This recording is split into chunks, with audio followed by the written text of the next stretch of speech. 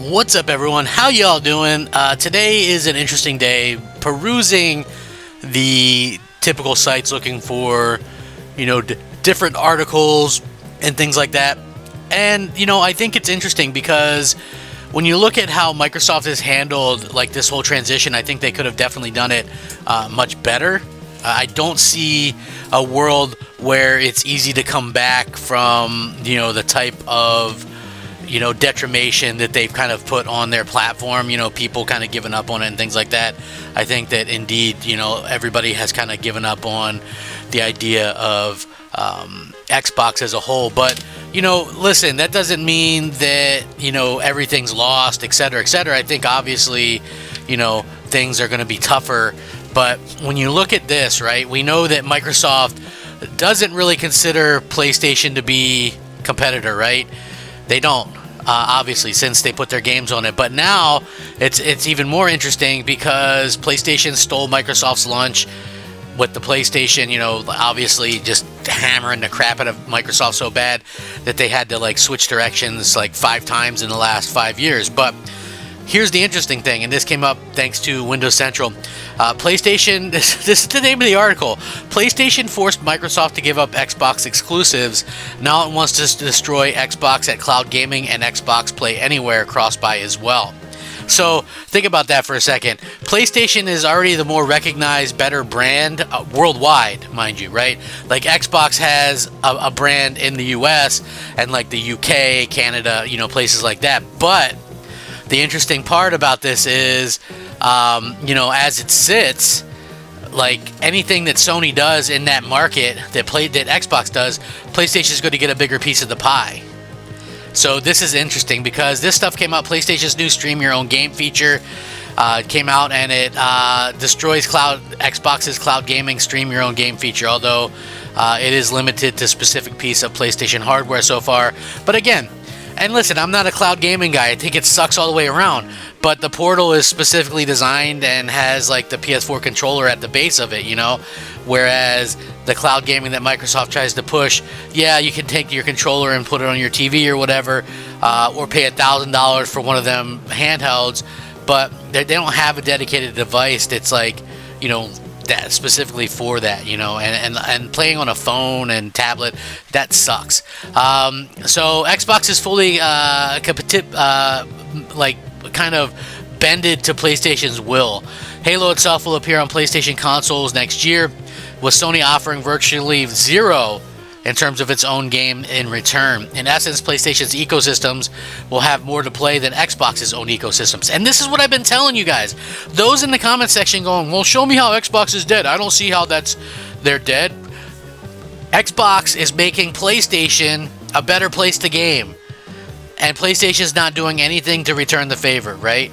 Xbox has lots, of work to do in terms of that. Now, listen, PC cross-buy, Xbox cross-buy will Play Anywhere and cloud gaming platform through the new expensive Game Pass or whatever the case may be. Subscription service. All first-party games are day one, including Call of Duty. So that's cool. But what if that differentiation was about to evaporate? PlayStation dropped a bit of a bomb, revealing that its PlayStation Portal PS5 remote play device handheld is now capable of streaming thousands of PlayStation games that you own from the cloud. No console required. This thoroughly beats Microsoft's own Stream Your Own Game Xbox Cloud Gaming feature, which only features roughly 1,000 games. PlayStation beat Xbox on console, now it wants to beat Microsoft at cloud and PC too.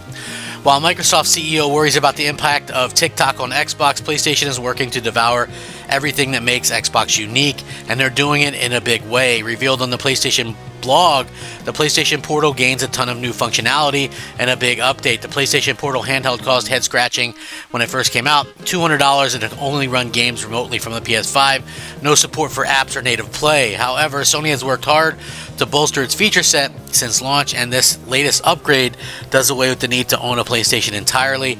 Now you can buy to own thousands of digital PS5 games and stream them from PlayStation's cloud servers. The total number as of November 5th, same thing with today, November 6th, 2025, tallies 2,845 games compared to Xbox Cloud Gaming's 2,100. Sony also notes that you can now stream these purchased games on PlayStation Plus PC app too, no PlayStation Portal required. Jez Gordon recently tried PlayStation Cloud Array and found it to be quite solid on PC.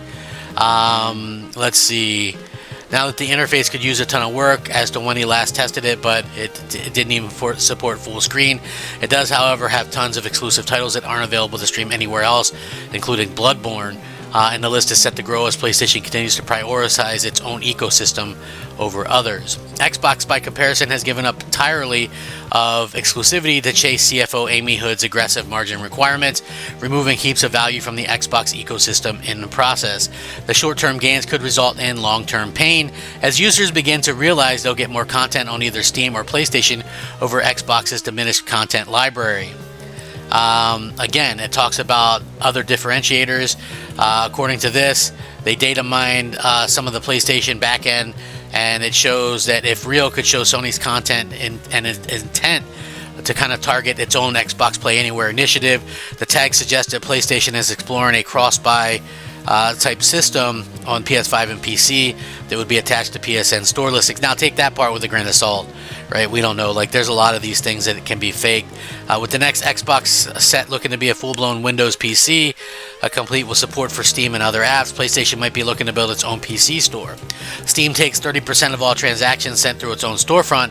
It would behoove Sony to offer Xbox users on the next-gen ecosystem a direct way to buy games, bypassing Steam entirely for 100% of the revenue.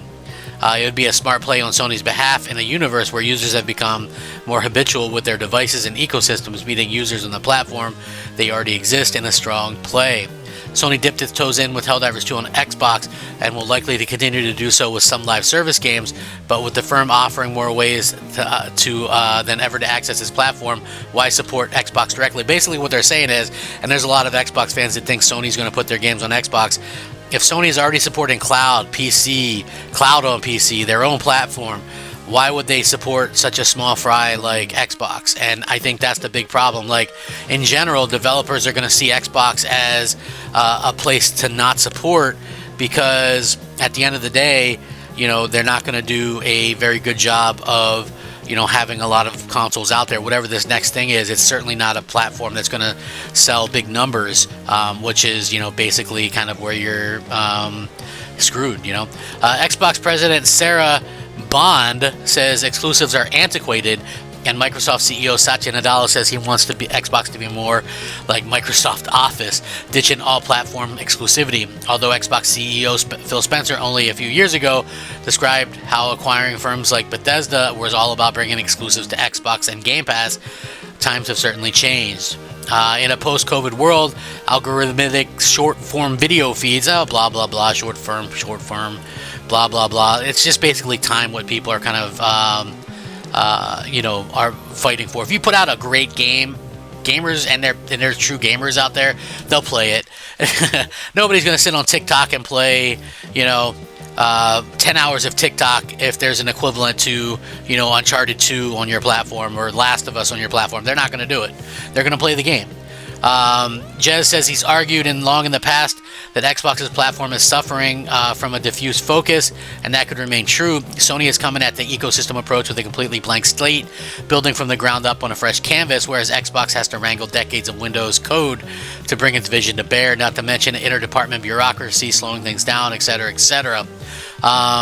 So yeah, here's the interesting part. I'm just going to kind of cut through the chase.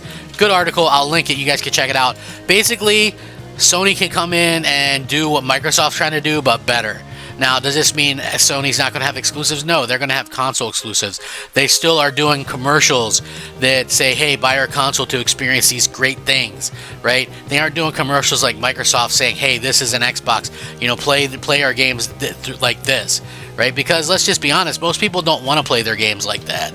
So, it's not a shocking thing, but, Microsoft and Phil Spencer even said, Sony tries to diminish our market share, and Sony's gonna continue to do that. Sure, Sony's gonna take the Xbox games on their platform, and they're gonna turn around and take the money that they make from that and invest that into doing better things with their own cloud and their own PC stores potentially, which we don't know about that part, if it's accurate. Maybe it could be something old, something canceled, we don't know. So, you know, that part kind of take with a grain of salt. But, you know, the cloud stuff, their match, they already exceeded what Xbox is doing, and Xbox has been trying for a long time. So, you know, again, where does that leave Xbox with no exclusive content and no features that PlayStation doesn't have?